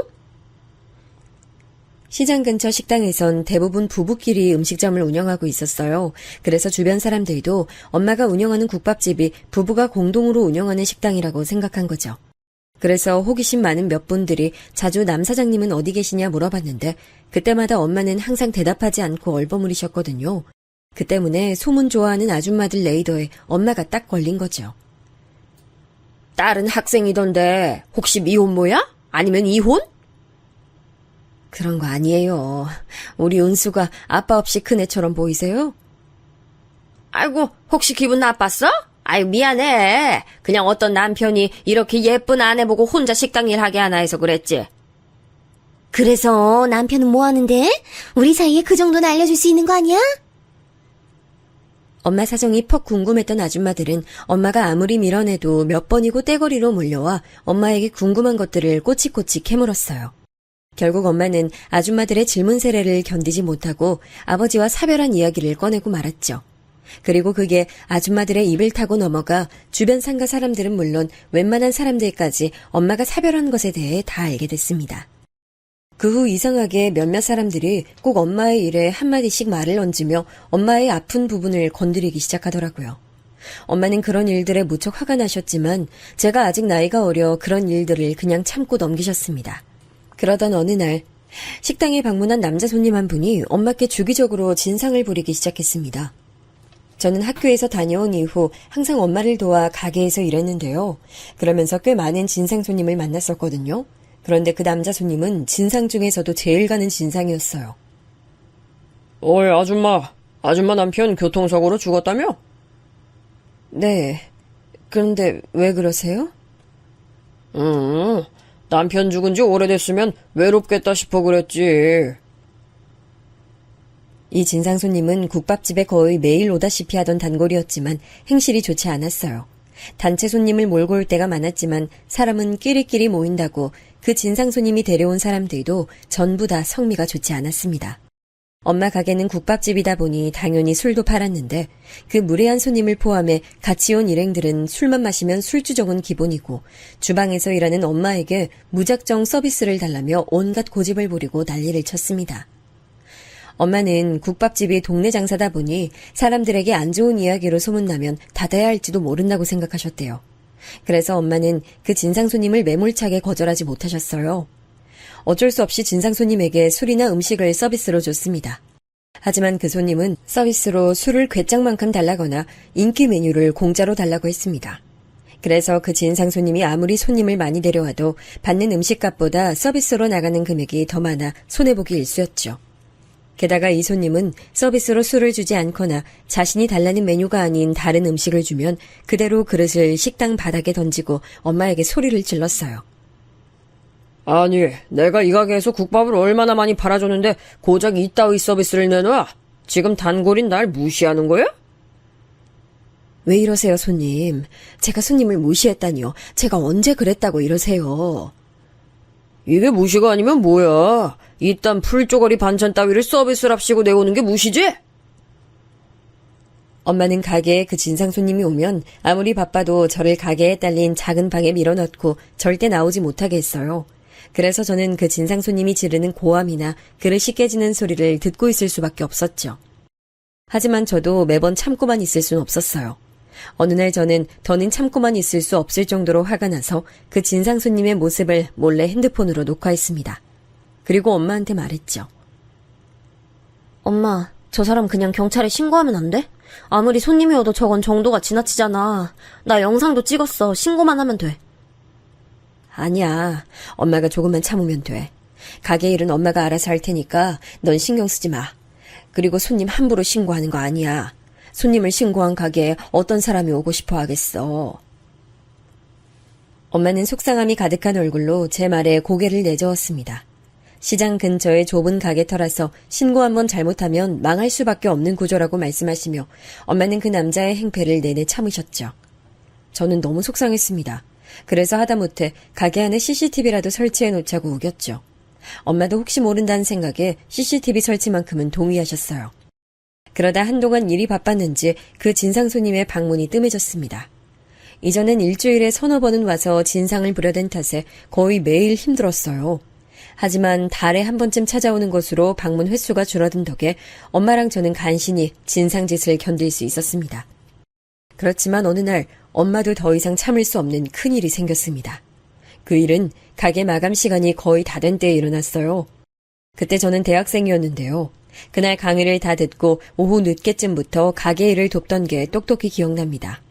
그런데 마감 시간이 진짜 얼마 안 남아 가게 정리를 하고 있던 때에 그 진상 손님이 자기 친구들 대여섯 명을 이끌고 같이 가게로 들어온 거예요. 어서 오세요. 편하신 자리에 앉으세요. 저 근데 저희가 마감 시간이 얼마 남지 않았어요. 괜찮으시겠어요? 아이, 당연히 괜찮지. 내가 여기 한두 번 오나? 참, 얼른 국밥이나 줘요. 인원수 딱 맞게. 그런데 아무리 마감 시간이 지나도 진상 손님은 나갈 생각을 안 했고 오히려 술 좀 더 마시겠다면서 술 냉장고에 있던 술병을 멋대로 꺼내가서 마시는 겁니다. 엄마와 저는 조금만 참으면 나가겠지 싶어서 그 진상 손님들이 먹고 마신 걸 철저하게 적어놓으며 그들이 식사를 마무리할 때까지 기다렸죠. 하지만 마감 시간에서 1시간이 더 지나도 그 사람들이 일어날 생각을 하질 않는 겁니다. 은수야, 너 내일 아침부터 수업 있다고 하지 않았어? 먼저 집 들어가. 엄마가 가게 정리하고 들어갈게. 싫어. 저 아저씨들이 엄마한테 해코지라도 하면 어떡해. 나 그냥 여기 있을 테니까 같이 기다리자. 아휴, 그럼 엄마가 가서 말해보고 올게. 잠깐만 기다려봐. 엄마는 자기가 기다렸다가 가게 문을 닫을 테니 저보고 들어가라고 했지만 저는 엄마를 혼자 둘 수 없었어요. 제가 곁에 있겠다고 하자 결국 손님에게 가서 직접 마감 시간이 다 됐다고 말했습니다. 손님, 저희 마감 시간 다 돼서요. 이제 그만 나가주셔야 할 것 같은데요. 뭐? 들어온 지 얼마나 됐다고 벌써 마감 시간 끝났다고 그래? 그리고 무슨 식당이 손님한테 나가라 말라 해? 그럼 이 남은 음식 다 어떻게 하라고? 남은 음식 제가 다 포장해 드릴게요. 집에 가서 데워 드셔도 맛 괜찮을 거예요. 참나 됐수다. 뭐 얼마나 대단한 음식이라고 집까지 싸가서 먹으래. 남편 죽어서 과부된 년이 만든 음식 좀 팔아줬더니 손님 귀한 줄을 모르고 내가 과부년이 만든 음식 더러워서 안 먹는다. 그 진상은 그렇게 화를 내더니 자신이 먹던 국밥 뚝배기를 그대로 들어 엄마에게 남은 국밥을 부어버렸어요. 엄마는 갑자기 국밥을 뒤집어 쓰고 놀라서 비명을 지르셨죠. 조금 멀찍이에서 상황을 보고 있던 저도 그 모습을 보고 너무 놀라 허겁지겁 엄마한테 뛰어가서 수건으로 머리와 얼굴을 닦아주며 소리쳤어요. 지금 뭐 하는 짓이에요? 안 먹으면 안 먹는 건지 왜 음식을 사람한테 뒤집어 엎어요? 이건 또 뭐야? 어린 게 어디서 어른한테 대들어? 너희 내가 누군지 알아? 내일부터 여기서 장사 못하게 해줄까? 저는 너무 화가 나서 진상 손님에게 다시 한마디 하려고 했습니다. 그런데 엄마가 제 팔을 잡고 하지 말라는 식으로 고개를 젓는 거예요. 그리고 사과할 가치도 없는 그 진상 손님에게 미안하다고 사과를 하셨습니다. 기분 상하게 만들어 죄송합니다. 손님, 오늘 음식값은 받지 않을 테니 그만 노여움 푸시면 안 될까요? 내가 지금 고작 몇 푼 안 하는 음식값 받자고 이러는 줄 알아? 이 옆에 내가 장사에 기본도 안 돼 있구먼. 음식 맛 좀 괜찮다고 손님한테 이따위 푸대접해도 되는 줄 아나 보지? 아닙니다, 손님. 제가 잘못했습니다. 잘못했어요. 엄마는 본인께서 잘못하신 일도 아닌데 연신 고개를 숙이며 진상 손님에게 사과했습니다. 엄마가 허리를 굽혀가며 거의 30분 넘게 사과를 하자 그때까지 계속 언성을 높이던 진상 손님이 그제야 피식 웃고 엄마에게 삿대질하며 말했습니다. 그래, 당연히 이렇게 나와야지. 아니, 손님 보고 나가란 식당이 어딨어? 내가 정말 기분 나빴는데 한 번만 봐주는 거야, 어? 당신 과부라고 봐주는 것도 한계가 있지. 딸년 교육도 앞으로 잘해. 한심하게 남편 잡아먹은 여편네 주제. 내가 오늘 좋은 일이 있어서 딱 한 번만 봐준다. 에이, 더러워서. 진상 손님은 엄마를 보고 비웃듯이 웃더니 가게 바닥에 침을 뱉고 자기 일행들과 같이 식당을 떠났습니다. 저는 그가 그렇게 말하는 동안 너무 억울하고 분해서 눈물이 났어요. 엄마가 뭘 잘못했다고 그런 소리를 들어야 하나요? 저 하나 잘 키우려고 노력하신 것밖에 없는 엄마한테 그딴 소리를 하다니요. 게다가 진상 손님이 그렇게 말하고 엄마에게 국밥을 부어버릴 동안 그 진상 일행 중 어느 한 사람도 그 사람을 말리지 않았어요. 오히려 재밌는 구경이 났다는 듯 웃고 수군거렸습니다. 그 사람을 알려면 친구들을 보라더니 그 말이 딱 맞더라고요. 모두가 소름 돋을 정도로 그 진상 손님과 똑같은 사람들이었습니다. 저는 수건으로 엄마의 머리와 몸을 대충 닦아주고 잠시 쉬게 했어요. 제가 주변 정리를 하는 동안 엄마는 힘이 다 빠진 것 같은 얼굴로 멍하게 의자에 앉아 계셨죠. 엄마와 가게를 나올 때 엄마는 많이 놀라셨는지 제대로 걷지도 못하셨어요. 저는 엄마를 조심히 부축해서 집으로 돌아갔습니다. 다행히도 시간이 많이 지나 국밥이 식어 있었기에 엄마는 화상을 입거나 크게 다치진 않았어요. 하지만 그날 엄마는 마음에 큰 상처를 많이 받았던 것 같습니다. 제가 다음날 가게를 좀 쉬는 게 어떻겠냐 물었더니 엄마는 힘없이 그러겠다고 하시더라고요.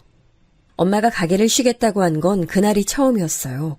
그동안 엄마는 국밥집을 시작하고 단 하루도 쉬지 않으셨거든요. 제가 아무리 쉬라고 말씀을 드렸어도 말이에요.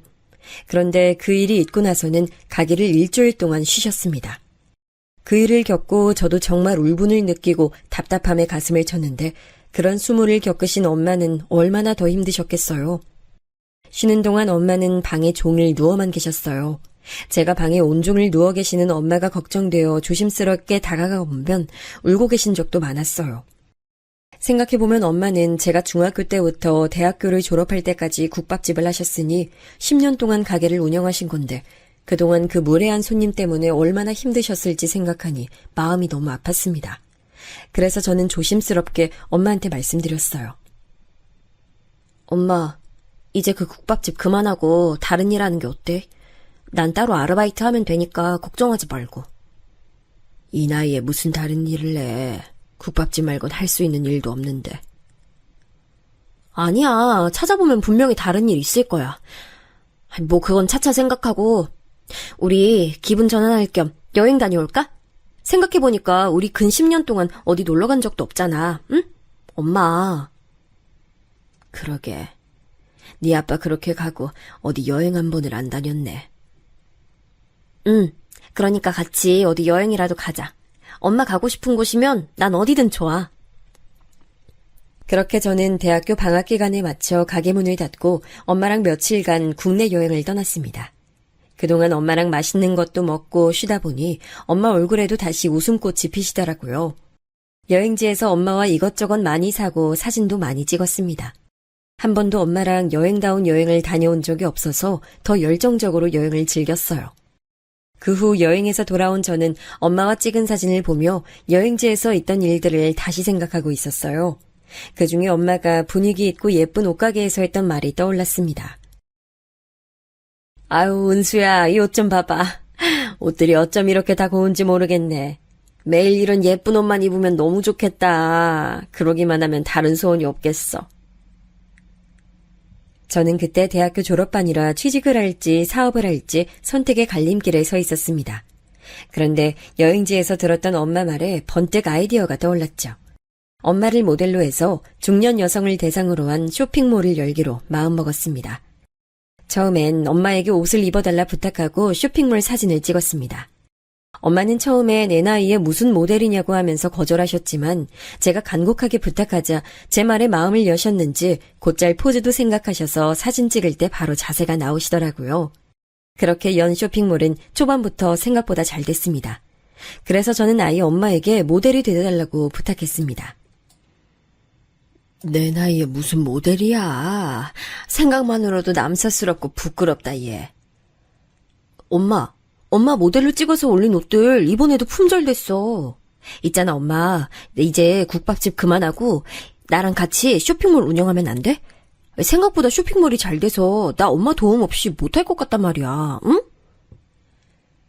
엄만 제 말에 며칠 동안 깊게 고민하셨어요. 그리고 결국 그동안 하던 국밥집을 정리하고 저와 같이 쇼핑몰을 운영하기로 결정하셨습니다. 엄마가 제 부탁을 들어주셔서 얼마나 기뻤나 몰라요. 그래서 엄마 마음이 바뀌기 전에 빨리 국밥집을 정리하자고 졸랐죠. 엄마가 하던 국밥집은 크기는 작지만 목도 좋고 그동안 인기도 많았기 때문에 금방 좋은 가격에 넘어갔습니다. 그 후 저는 쇼핑몰을 운영하느라 바쁜 나날을 보냈습니다. 특히 엄마를 모델로 사진을 찍는 일에 가장 공을 들였죠. 쇼핑몰 모델이 된 엄마는 행복해 보였어요. 전 엄마의 얼굴에 웃음꽃이 핀 게 정말 좋았습니다. 근데 그보다 더 가장 좋았던 건 엄마가 다시는 진상 손님을 만날 일이 없다는 거였어요. 물론 쇼핑몰을 운영할 때에도 진상 손님이 있었어요. 하지만 그때 국밥집에서 엄마와 함께 겪었던 진상 손님에 비하면 쇼핑몰 진상 손님은 아무렇지도 않았습니다. 오히려 그 일에 비교해서 생각하면 별거 아닌 것처럼 느껴졌죠.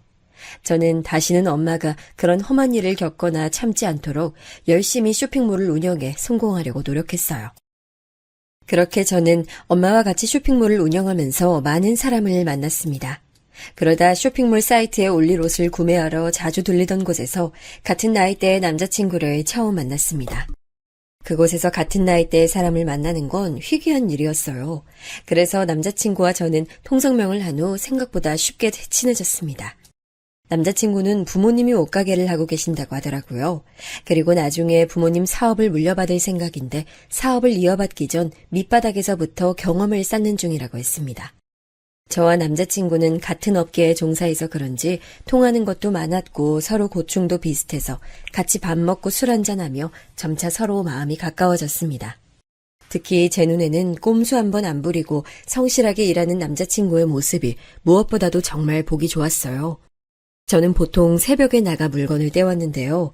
그때마다 남자친구와 같이 만나서 물건을 떼러 가곤 했어요. 남자친구는 언제나 시간 어기는 일 한 번 없이 성실하게 약속 장소에 나왔습니다. 한 번 정도는 새벽마다 나오는 게 피곤하다고 불평불만을 내비칠 법도 한데 그런 말이나 행동이 일절 없었어요. 그런 뚝심 있고 성실한 모습에 천천히 반했는데 남자친구도 저처럼 제가 열심히 일하는 모습에 반했다며 먼저 호감을 내비치더라고요. 그렇게 전 물 흐르듯이 자연스럽게 남자친구와 사귀게 됐습니다.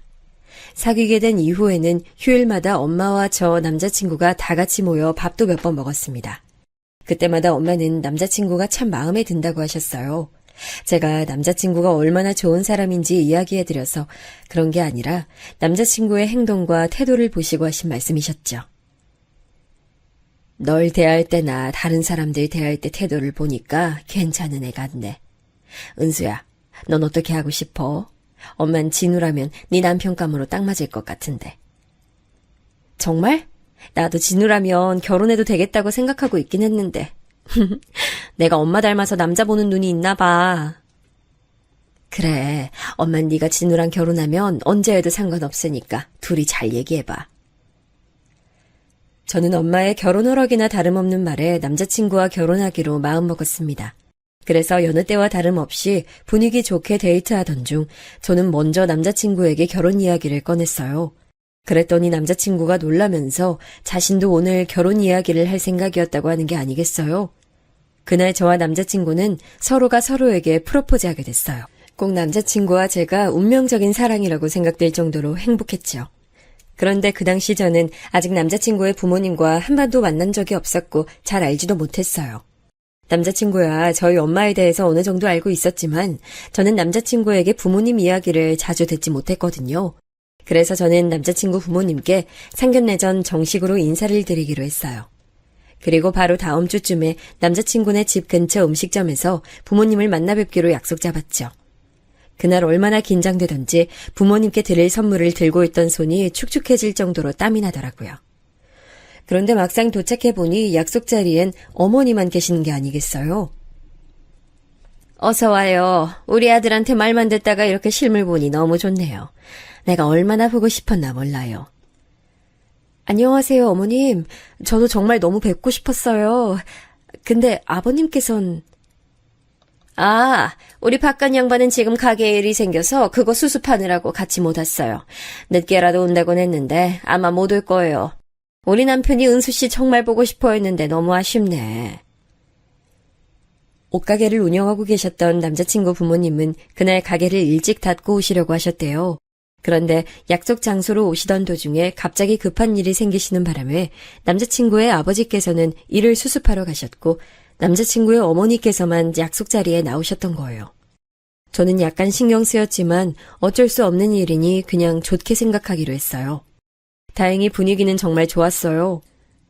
식사하는 내내 남자친구의 어머니께서 제가 불편하지 않도록 신경 써주시고 배려해 주시는 게 느껴졌어요.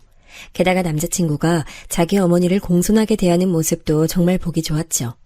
전 이런 사람들과 가족이 된다면 정말 행복하겠구나 생각했어요. 물론 남자친구의 아버지께선 약속 자리에 계시지 않아 어떤 분인지 알 수 없었지만 남자친구와 남자친구의 어머니를 보면 아버님도 분명 괜찮은 분일 거라 생각했습니다.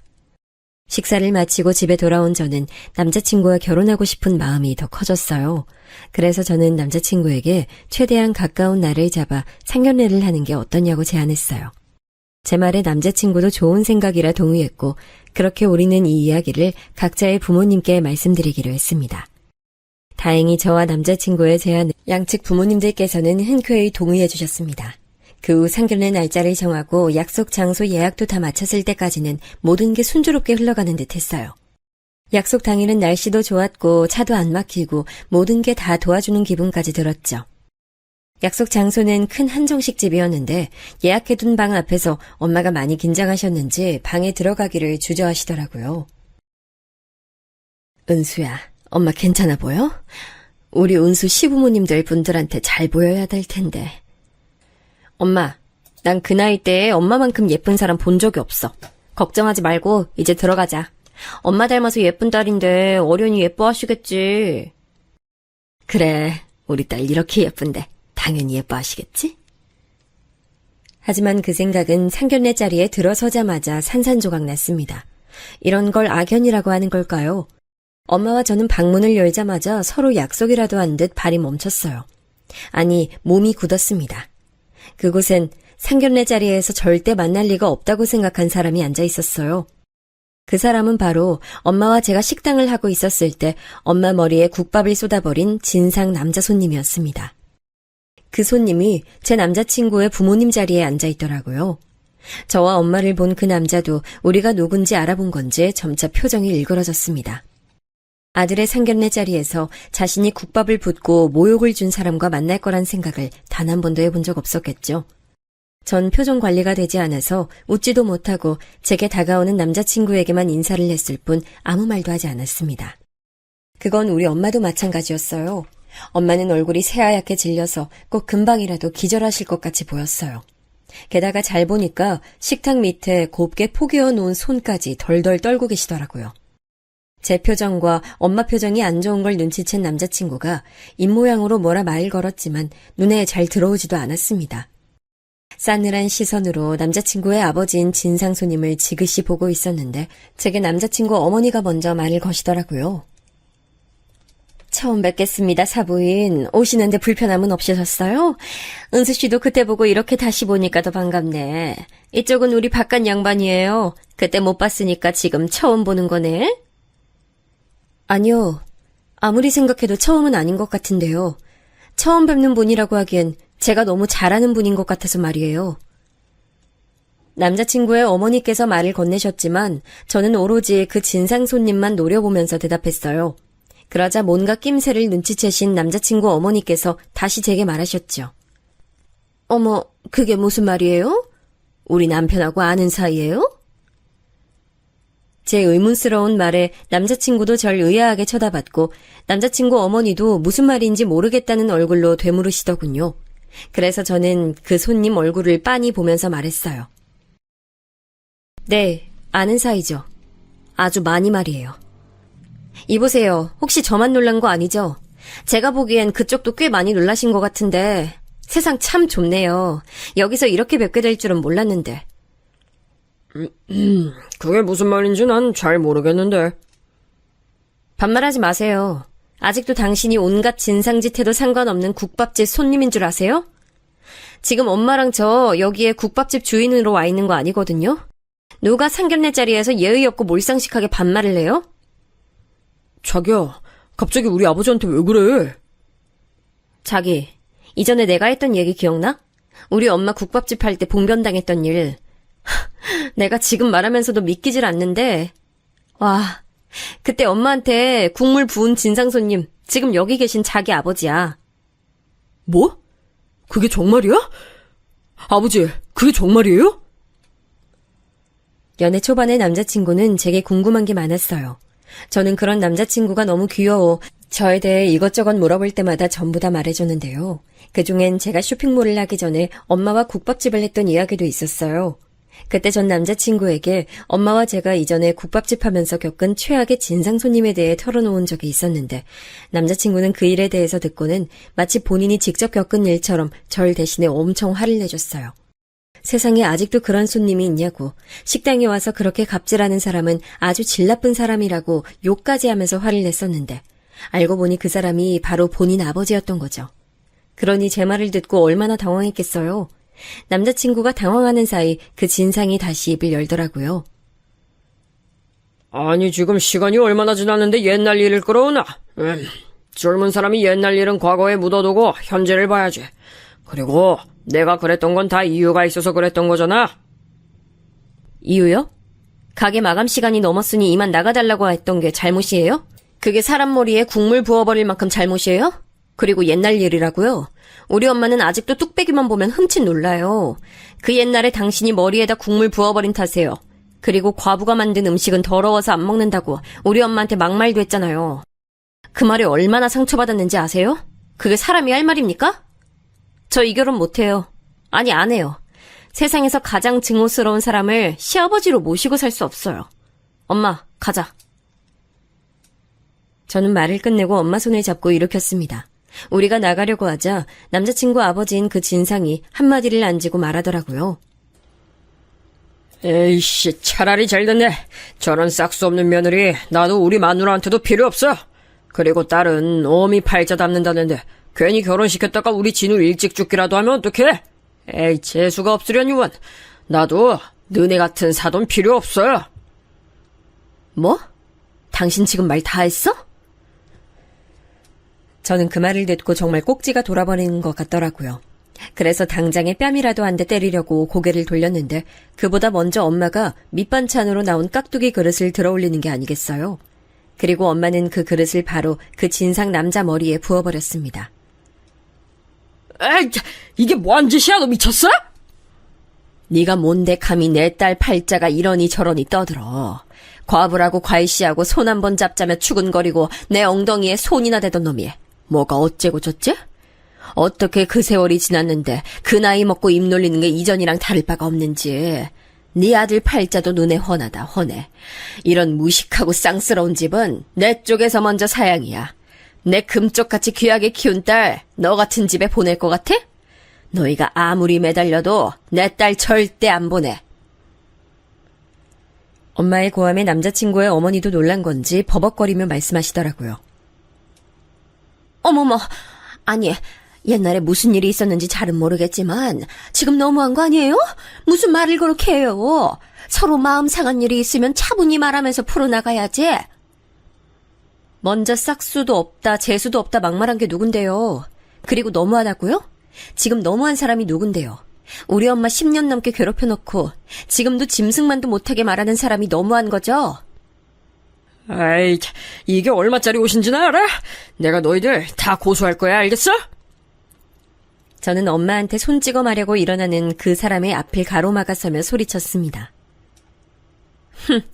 그깟 옷 얼마나 한다고. 고소하려면 해요. 다 보상해 줄 테니까. 근데 우리도 그냥 넘어가진 않을 거예요. 그때 당신이 가게에서 진상 부린 거 CCTV 영상으로 다 남아 있어요. 우리도 그걸로 당신 고소 진행할 테니까 어디 한번 법대로 해보자고요. 그렇게 소리친 저는 남자친구에게 인사도 하지 않고 엄마와 같이 나왔습니다.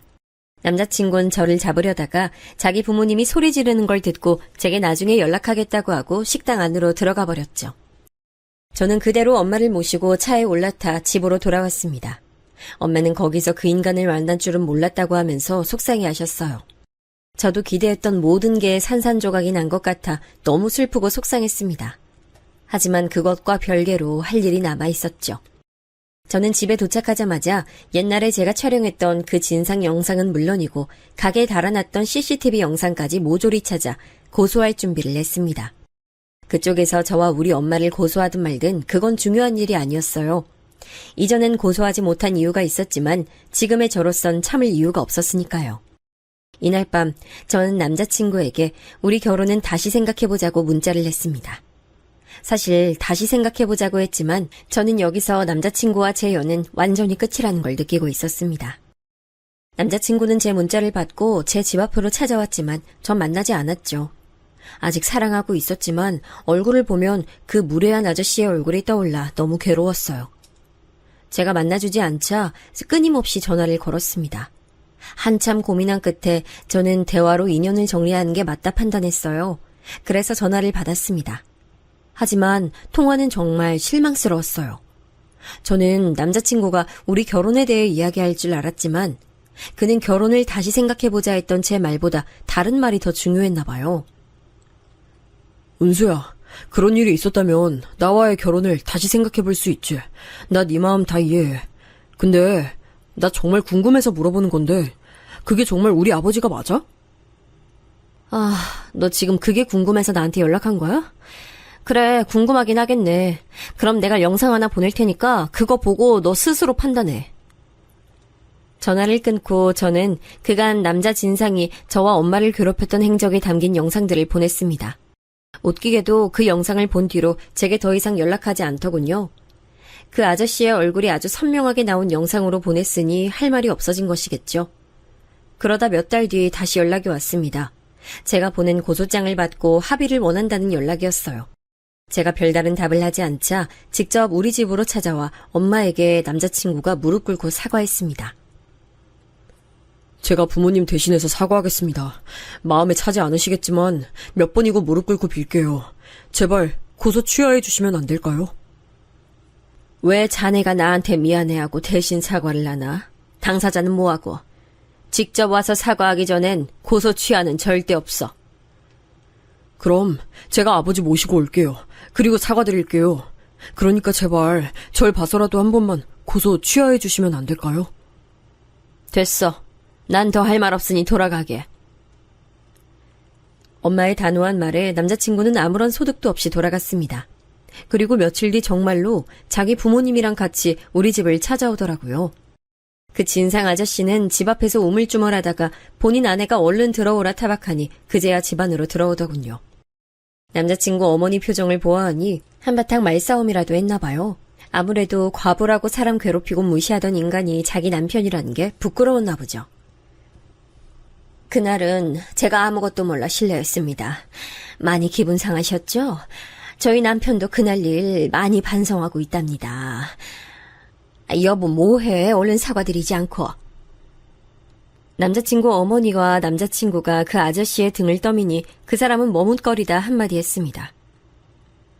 그땐 내가 미안했습니다. 하지만 그때 나한테 그런 식으로 말하니까 나도 모르게 열이 받아서 그랬던 거지 나쁜 뜻은 아니었습니다. 뭐라고요? 지금 그게 사과하는 태도예요? 나쁜 뜻은 없긴 뭐가 없어. 이게 무슨 엎드려 절받기도 아니고. 그딴 소리 할 거면 당장 가요. 꼴 보기 싫으니까 당장 돌아가. 엄마는 아저씨의 사과 같지 않은 사과에 머리 끝까지 화가 나셨어요. 하지만 남자친구의 부모님이 사과를 받아줄 때까지 가지 않겠다고 거실에 앉아서 버티는 거예요. 그 모습을 본 엄마는 그들에게 굵은 소금을 가져와 한바탕 뿌려댔습니다. 온 힘을 다해서 뿌려대는 소금 맛을 보곤 그들은 그제야 비명을 지르며 집을 뛰쳐나갔습니다. 당연히 고소를 취하하는 일도 없었죠. 사실 고소는 아직 진행 중인데 명예훼손죄, 모욕죄가 합쳐져서 벌금이 크게 나올 것 같습니다. 기록도 남을 거라고 봐요. 저는 남자친구 부모가 어렵사리 얻은 기회를 이런 식으로 날려먹은 것에 기가 찼습니다. 그런 부모 밑에서 남자친구가 어떻게 성실하게 자랐는지 의문스러울 정도였어요. 어쩌면 남자친구에게도 제가 모르는 나쁜 면이 있었던 건 아닐까 하는 생각도 듭니다. 어쨌든 그날 이후로 연락은 물론 연도 완전히 끊어졌습니다. 들리는 바로 남자친구는 일하던 곳을 그만두고 다른 곳으로 가버렸다고 하더라고요. 이제 안부는 더 알고 싶어도 알 길이 없게 됐어요. 하지만 속이 홀가분해요. 아무리 사랑하는 남친이라 할지라도 저는 우리 엄마에게 그렇게 나쁜 짓을 한 사람을 시부모로 모시고 살 순 없으니 차라리 이렇게 연이 끊긴 게 다행이라고 생각합니다. 엄마는 한바탕 앵마기한 셈 진짜고 하면서 다시 쇼핑몰 모델 일에 집중하고 계세요. 제가 넌지시 기분은 어떠냐 여쭤보니 엄마께선 시원하고 속상하다고 하시더군요. 엄마, 네가 좋은 남편감 만났는데 혹시 나 때문에 결혼 못한 거면 어떡하나 좀 속상하고 그래. 그게 무슨 소리야 엄마? 난 엄마를 그렇게 대한 사람들과 가족이 되고 싶지 않은데? 차라리 그럴 바에 평생 노처녀로 엄마 곁에 붙어서 여행 다니면서 살래. 그건 절대 안 된다고 말씀하셨지만 표정은 그렇게 나빠 보이지 않았어요. 요즘 워낙 흉흉한 뉴스가 많이 나오니 차라리 혼자 사는 것도 나쁘지 않다고 엄마가 말씀하신 적도 있으셨거든요. 아, 그날 이후 딱 한 번 재판 때문에 그 아저씨를 다시 만난 적이 있어요. 저는 그래도 그 진상이 조금이나마 본인의 잘못을 깨닫고 뉘우치고 있지 않을까 생각했는데요. 크나큰 착각이었습니다. 그 진상은 재판장 앞에서도 손님은 왕인데 감히 식당 주인이 손님을 나가라고 하는 게 말이 되냐며 진상 부리더라고요. 오죽하면 재판장이 조용히 하라고 몇 번이나 주의를 시켰습니다. 그 진상은 본인 아내랑 같이 왔는데 아내분이 너무 부끄러워하셨던 게 기억납니다.